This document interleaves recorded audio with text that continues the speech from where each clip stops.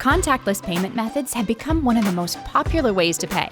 If you're looking at your contactless payment options, you might be wondering what the difference is between contactless cards and mobile wallets.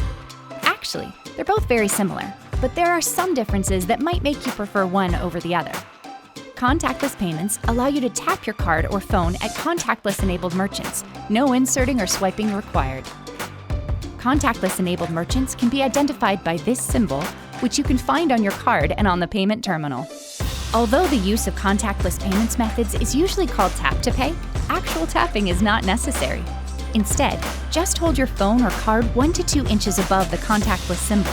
Because of this technology, contactless payments are much faster than inserting or swiping your card, both for you and for your business of choice.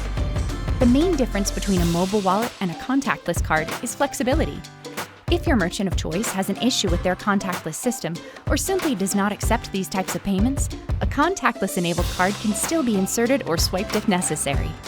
Your mobile wallet doesn't have the same functionality, so having a contactless card with FCU will ensure that you have access to your funds. Also, your mobile wallet is dependent on battery life, meaning you can't pay for anything if your phone is off. On the other hand, mobile wallets have the ability to hold more than one card, giving you more flexibility in choosing which card to use. Contactless payments are safe, secure, and easy to use. Why not start with a contactless credit or debit card from Florida Credit Union?